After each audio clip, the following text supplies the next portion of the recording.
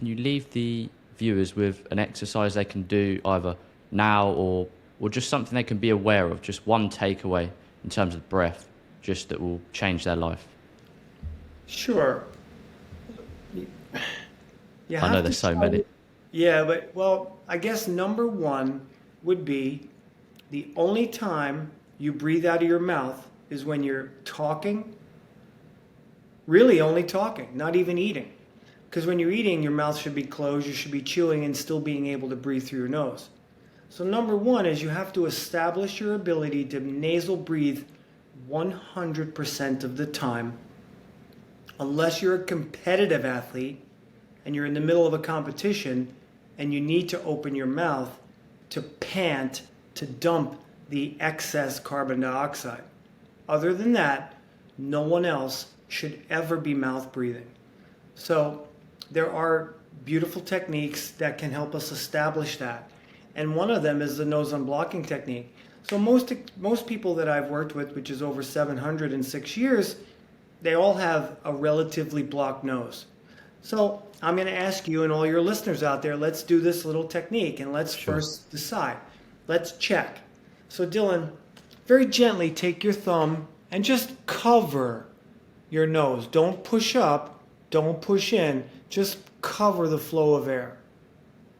And close your eyes.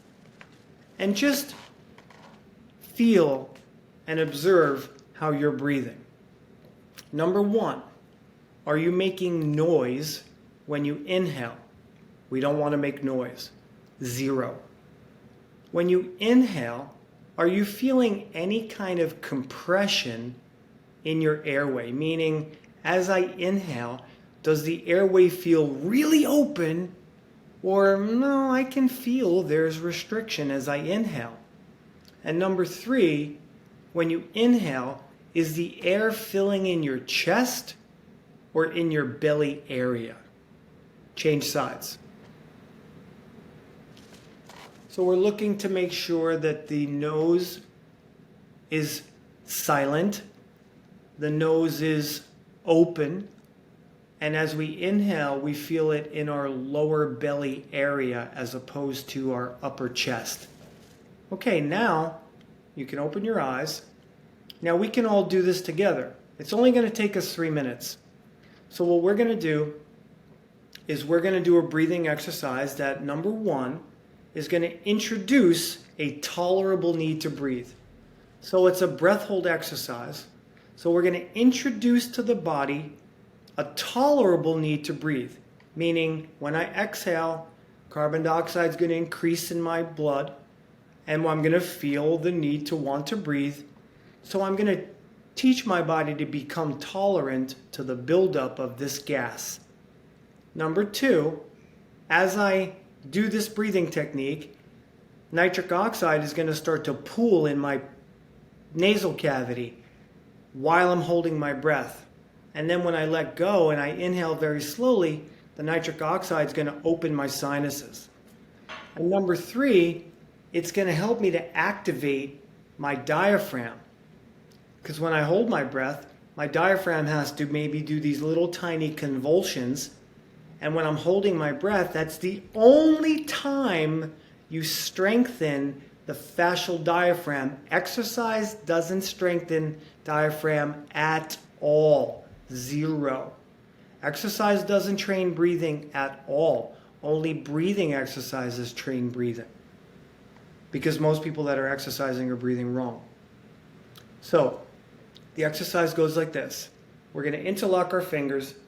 We're going to bring our fingers all the way up to our nose because we don't want to bring our head to our nose. You're going to take a very normal breath in and a normal breath out. So following this passive exhalation, when you get to the very neutral end of the exhale where it feels nice and safe, you gently pinch, but now you're going to bob your head. When you feel a medium desire to breathe, which is like 50% of a strong breath hold, you're going to let go of your nose and you're going to try to inhale horizontally as slowly as you can. And then it's not about how long you inhale, It's about just breathing in as softly as you can, because you're taking that nitric oxide, and it's the nitric oxide that brings more oxygen into your lungs. I won't go too deep into the science. People won't understand it anyway. So we're going to breathe out passively. We're going to bob our head. When we feel like 50%, we're going to let go. We're going to inhale very slowly, and then we're going to exhale very slowly. And in the middle, we're going to give you a 20-second rest. And then you just breathe out however normal you want to. So it's not, well, how many seconds do I breathe in? Don't worry about that. Whatever a gentle, slow breath in is, and whatever an effortless exhale is. That's all we're going to do today. And we're going to do this 6 times. And then we're going to recheck our nostril airway. And I'm going to bring out my timer. Now, when you're ready, you're going to take a normal breath in and a normal breath out. You're going to pinch and hold, and I'm going to start the clock, and then I will instruct you and the viewers as we do the exercise. Whenever you're ready, I'm ready. Beautiful exhale. Good. So the nitric oxide is pooling in his cavity. The carbon dioxide is building up in his blood. And as he lets go, and he goes to inhale very slowly, he's pulling more oxygen into his body due to the buildup of paranasal nitric oxide, which is enhancing oxygen uptake. In 5 seconds, you're going to do it again. 3, 2, 1. Exhale, pinch and hold and bob. Good. We're going to do this 4 more times after this one.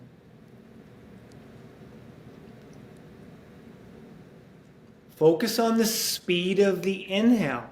The speed of the inhale matters greatly because it allows you to bring even more nitric oxide production into the body. And nitric oxide is a vasodilator, which means it expands blood vessels. 3, 2, 1. Exhale, pinch, hold, and bob.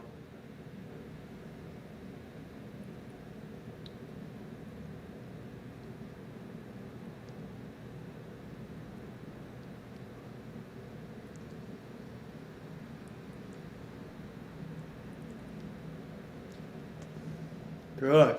Breathe in as softly as you can. Then allow the breath to leave your body as slowly as it can. So I'm already teaching you how to breathe. I'm teaching you that you're supposed to be breathing light for the nitric oxide. You're supposed to be breathing slow to calm the brain. And you're supposed to be breathing deep to allow more air to be pulled into the lungs. And exhale, pinch and bob. Number 4. Good, so the action of bobbing is what helps to open the sinuses because of the increase in nitric oxide and the rise in carbon dioxide. Beautiful. Breathing in as softly and slowly as you can.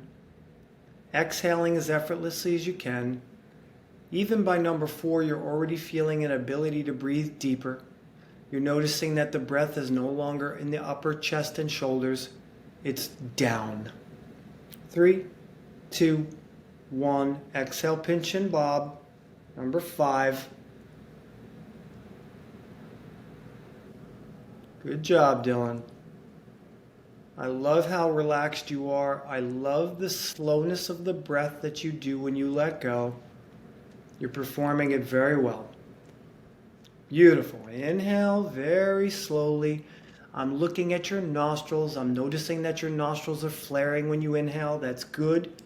Sometimes people, when they breathe in, their nostrils will collapse. That's paradoxical breathing, and that's a red flag. Here we go. Last one. Exhale, pinch, hold, and bob.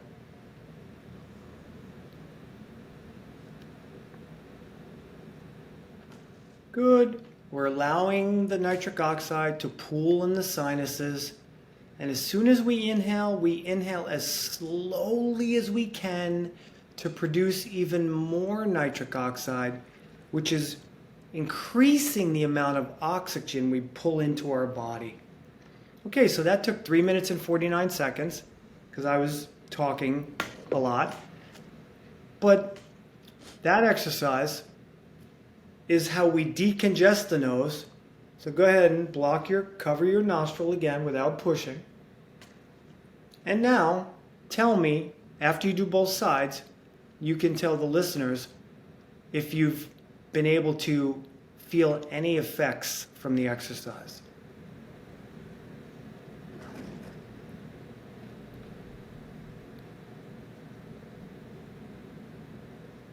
Yeah, it definitely feels a lot clearer. I'm sweating because it's hot in the apartment here, but yeah, I definitely feel a lot more relaxed. Just being aware of your breath as well, I think, just relaxes you, and yeah, it just feels like a more open airway. Bingo. If you were not experiencing that openness prior to the exercise, and your nose was a little bit more collapsed or compressed than it should be, are you going to breathe slower or are you going to breathe harder? Harder. If you breathe harder, are you going to experience calmness or maybe low level of anxiety? Low level of anxiety, I dare say. Without even knowing it. I lovingly tell my students that you don't know how good you don't feel.